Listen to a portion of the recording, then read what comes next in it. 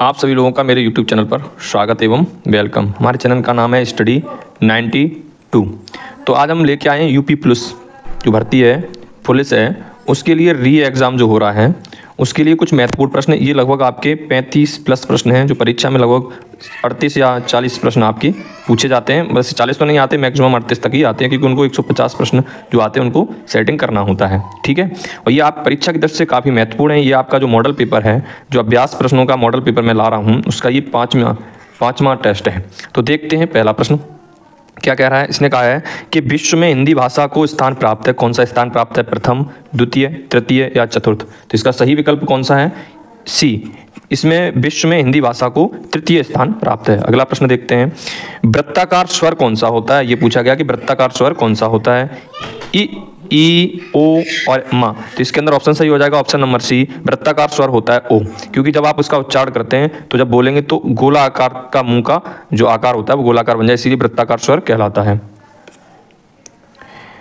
शुद्ध अनुस्वर वाला शब्द आपको बताना है, कंचन, रंक, कंगन या चांद। तो इसका सही विकल्प हो जाएगा ऑप्शन नंबर बी, रंक। ये शुद्ध अनुस्वर वाला शब्द है। देखते हैं प्रश्न नंबर 4, जो न तो पूर्ण रूप से स्वर है ना ही पूर्ण रूप से व्यंजन है, उसे हम क्या कहते हैं? अर्ध व्यंजनम, अर्ध स्वर, अर्ध वर्ण, इनमें से कोई नहीं। तो इसका सही आंसर हो जाएगा जिसको हम कहते हैं अर्ध स्वर कहते हैं। और ये कौन कौन से होते हैं? य और व को हम अर्ध स्वर कहते हैं। ना ही ये क्या होते हैं? न जो पूर्ण रूप से स्वर हैं और ना ही पूर्ण रूप से क्या है? व्यंजन है। पुत्री का पर्यायवाची निम्न में से कौन सा है? आपको ये बताना है कि ये जो पुत्री शब्द है इसमें भार्या, तनुजा, तनेजा या दारा, इनमें कौन सा ऐसा शब्द है जो पुत्री का पर्यायवाची है? तो इसका जो सही विकल्प है ऑप्शन नंबर 5 का बी, तनुजा जो शब्द है ये पुत्री का पर्यायवाची है। अगर हम भार्या की बात करें तो भार्या पत्नी का पर्यायवाची होता है। किसका होता है? पत्नी का। तो पत्नी के अन्य पर्यायवाची जैसे अर्धांगिनी, अर्धांगिनी ये किसका है? पत्नी का पर्यायवाची है। इसी में एक शब्द होता है सुहागन, ये भी किसका पर्यायवाची है? आपका भार्या का ही पर्यायवाची है।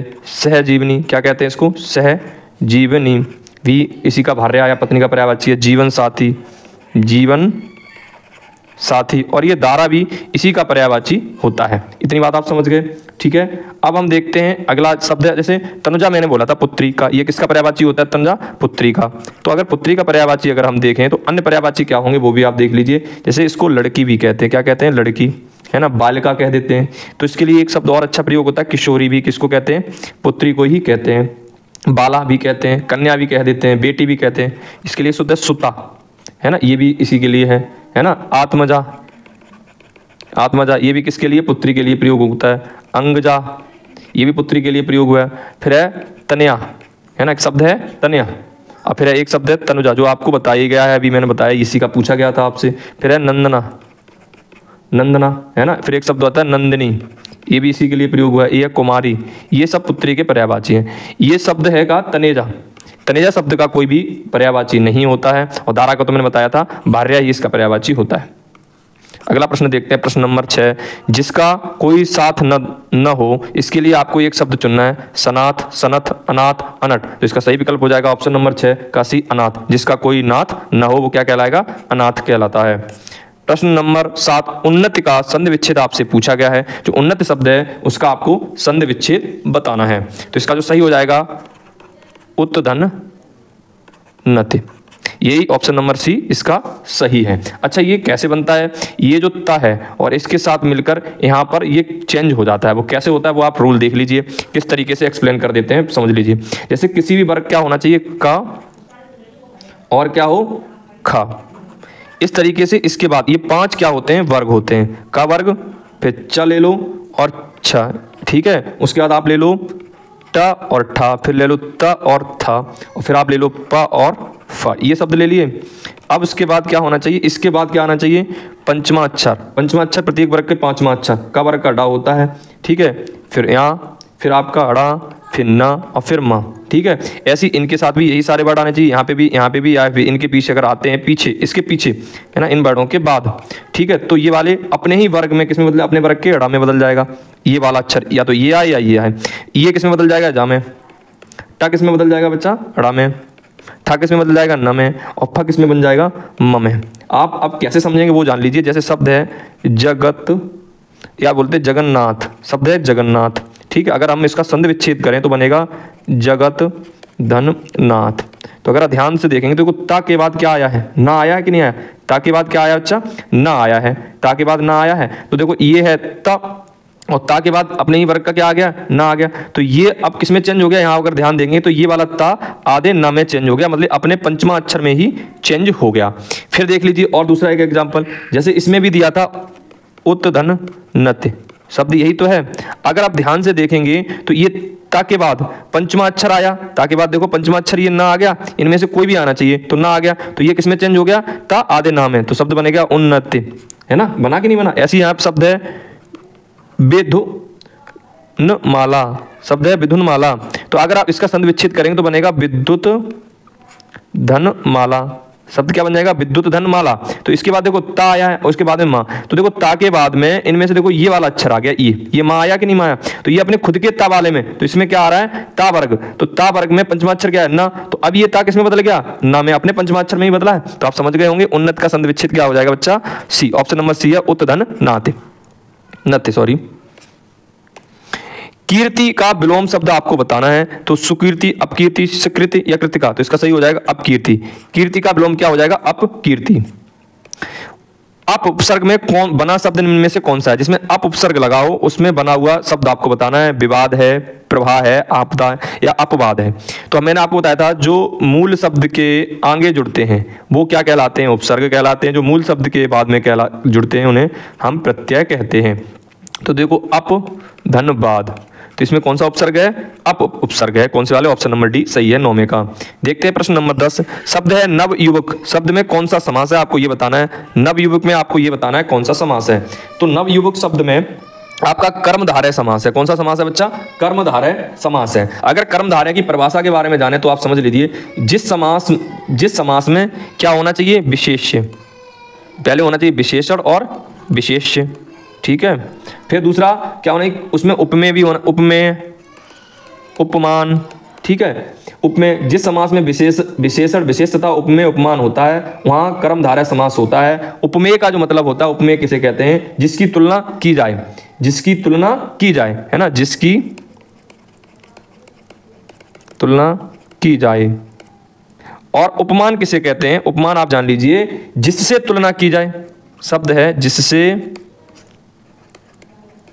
तुलना की जाए, उसे हम कहते हैं उपमान, है ना। अगर इसी शब्द को देखें, शब्द है नव युवक, है ना, ये है ना, तो इसके लिए कुछ शब्द लगाए जाते हैं जब प्रयोग करते हैं, तो इनके बीच में जब इसको समास विग्रह करते हैं तो इसमें देखो बीच में शब्द आ जाएगा हे जो, दूसरा शब्द कौन सा आ जाएगा, के समान है जो, के समान है जो, ये शब्द आपका आ जाएगा। दूसरा शब्द आ जाएगा रूपी, क्या शब्द आएगा, रूपी। इन तीनों के आप उदाहरण देख लीजिए। सबसे पहले आप देख लीजिए इसी का नवयुवक का, तो नवयुवक को अगर हम समास विग्रह करें नवयुवक का, तो नवयुवक का समास विग्रह बनेगा नव है जो युवक, है ना, नव है जो युवक। देखो इसका प्रयोग है जो का प्रयोग हुआ कि नहीं हुआ, तो कौन सा समास हो जाएगा इसमें, कर्मधारय समास।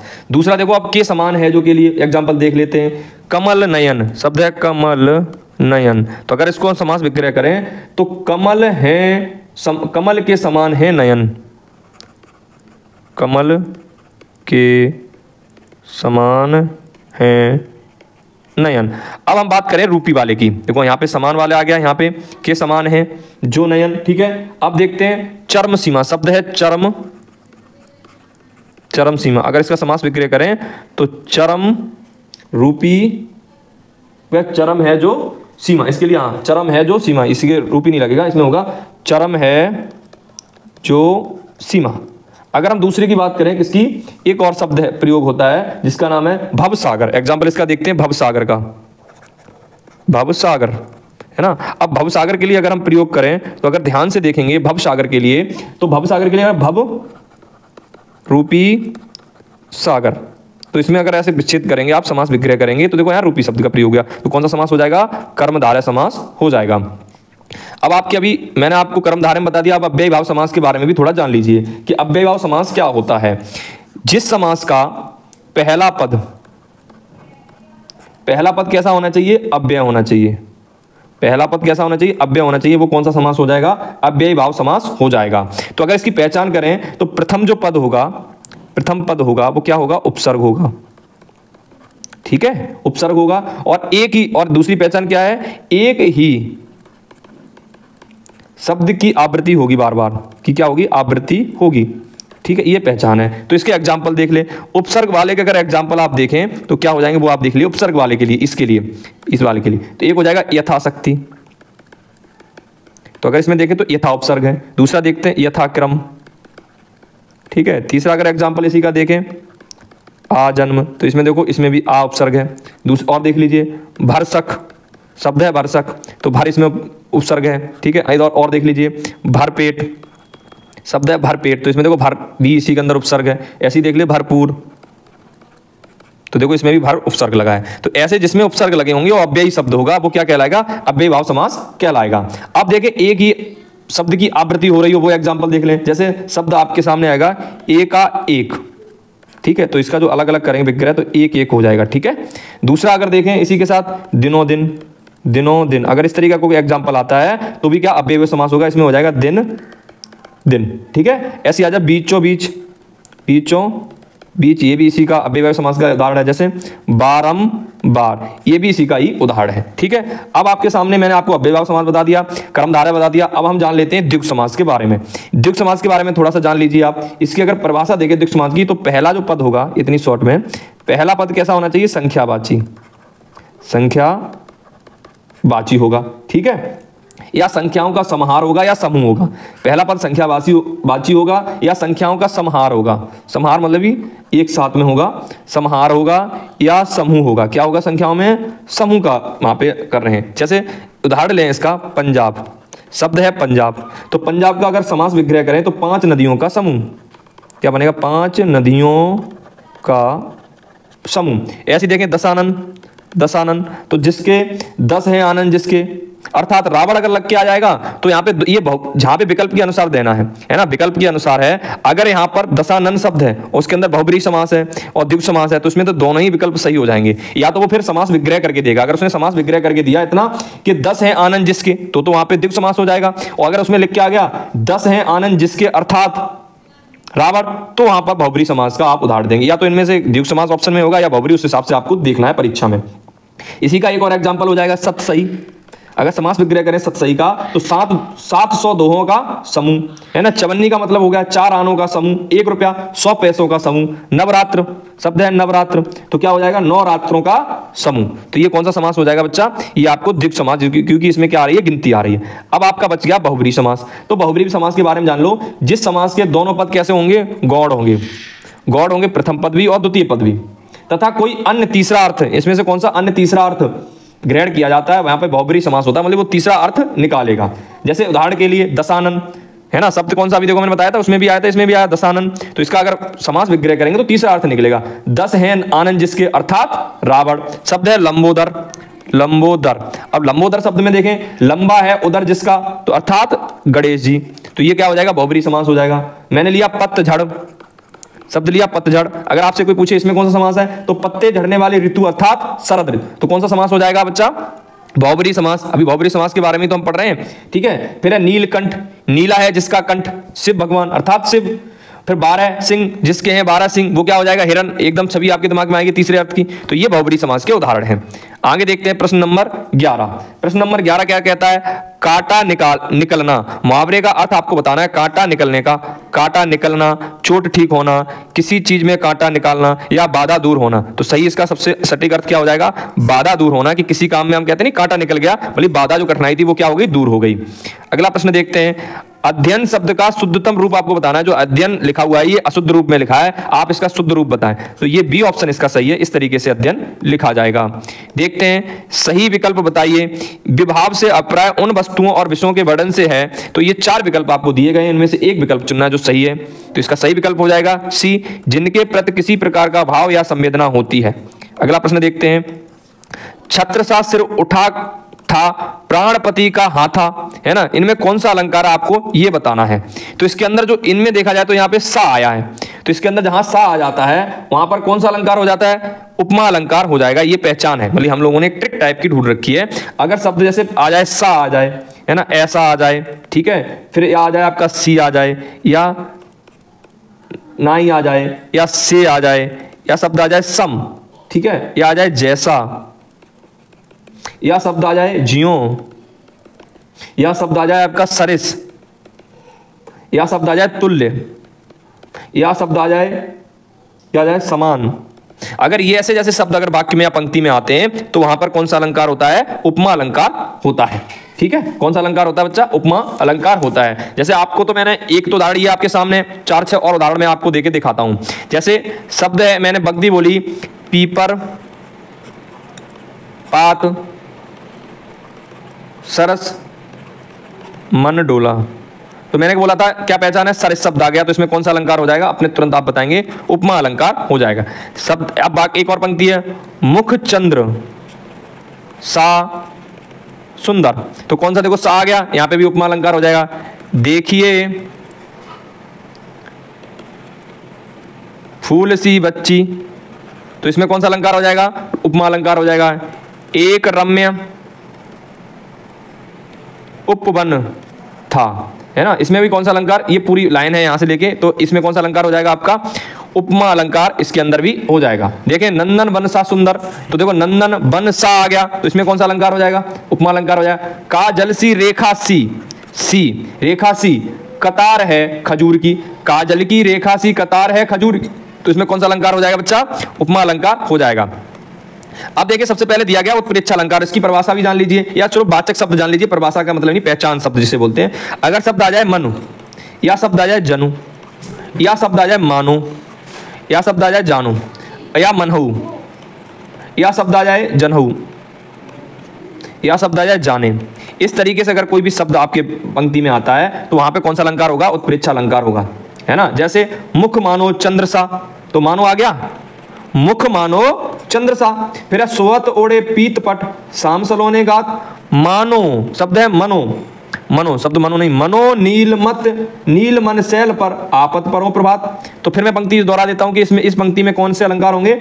सोहत ओढ़े पीत पट, शाम सलोने गात, मनो शब्द लगा मनो, मनो नील मन शैल पर, आपत परो प्रभात। तो कौन सा मनो शब्द आ गया तो कौन सा अलंकार होगा? उत्प्रेक्षा अलंकार इसमें भी होगा। आगे देखते हैं अनुप्रास अलंकार के बारे में जान लो। जब एक ही वर्ड की आवृत्ति क्या हो? बार बार हो।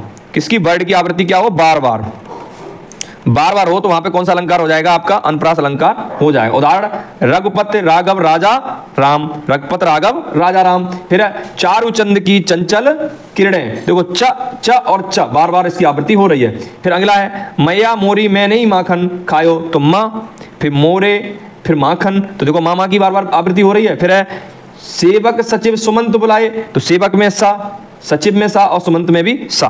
आप तो यहाँ पे कौन से अलंकार होंगे? अनुप्रास अलंकार होंगे। अब हम बात कर लेते हैं श्लेष अलंकार की।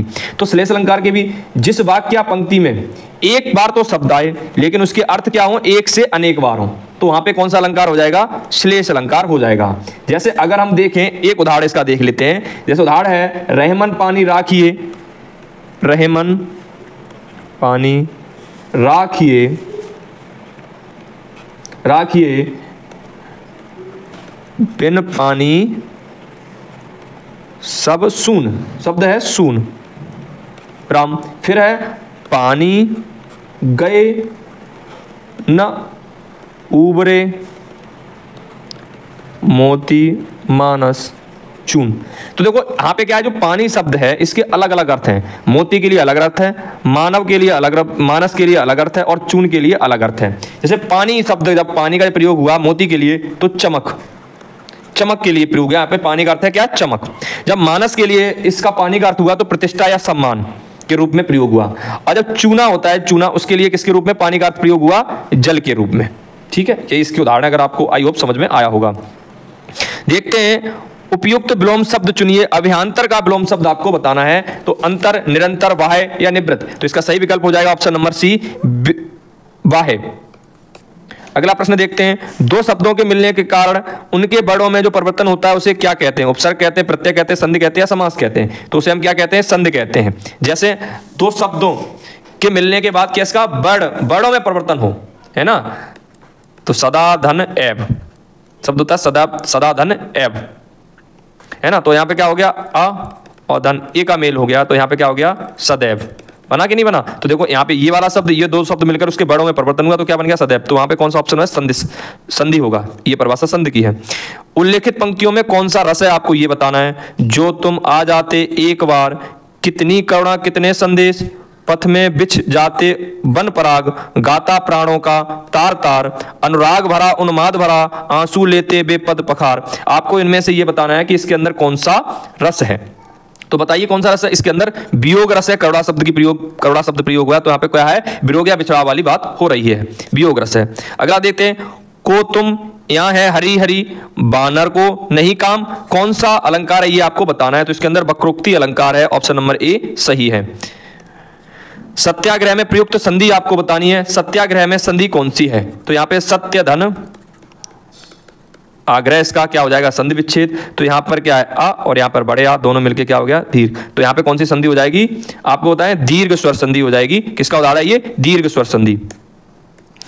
चा वर्ग का उच्चारण स्थान आपको बताना है, चा वर्ग का उच्चारण स्थान बताना है। इसका जो आंसर है वो चा वर्ग का उच्चारण स्थान होता है आपका तालव्य। अब तालव्य में चा वर्ग में कौन कौन से आते हैं वो देख लो, और कौन से भी वर्ड आते हैं। एक तो आपका चा आता है, छा आता है, जा, झा, या, और इसके अंदर या आता है, और आपका श है ना, फिर ई, और ये दोनों स्वर आते हैं, ठीक है, ये आते तालब में। अब अगर हम बात करें दंत की, तो देखो दंत में त, थ, द, ध और न और सा, ये आपके दंत में आते हैं। अगर हम मूर्धा की बात करें तो ट, ठ, ट, ढ, ण, फिर आपका हो जाएगा स और फिर री, ये आपके किस में आते हैं, मूर्धा में। अगर हम कंठ की बात करें तो का वर्ग पूरा, क, ख, ग, घ, ठीक है, और फिर ङ, ये वाले, और इसके साथ में आपका आ जाएगा ह, फिर आ और आ, ठीक है। एक और बच गया ओष्ठ, तो ओष्ठ में भी देख लीजिए, ओष्ठ में क्या आते हैं, प, फ, ब, भ, म और उ, ये आते हैं। आप इतनी बात समझ गए, तो इसका सही आंसर क्या हो जाएगा, चा वर्ग किसका, तालव्य का है उच्चारण स्थान। ब्राह्मी लिपि से किस लिपि का विकास हुआ है। तो ब्राह्मी लिपि से देवनागरी लिपि का विकास हुआ है। भाषा की सबसे छोटी मौखिक पूछा है शब्द है, मौखिक इकाई कौन सी है। तो मौखिक इकाई क्या है, ध्वनि। अगर आपसे लिखित पूछी जाती तो क्या होती, वर्ड। क्या होती बच्चा, वर्ड होती। तो अगर पूछा है इसका, ये वाला सही है। अगर हम बात करें तो सबसे मौखिक इकाई जो भाषा की क्या है, वो आपने ध्वनि है, और अगर लिखित आपसे पूछी जाती है तो क्या हो जाएगी, वर्ड। और वर्ड से बड़ा क्या होता है आपका, वर्णों से मिलकर अक्षर का निर्माण होता है, अक्षर से मिलकर किसका, पद या शब्द का निर्माण होता है, और फिर उसके बाद पदों से मिलकर क्या बनते हैं आपके, पदबंध।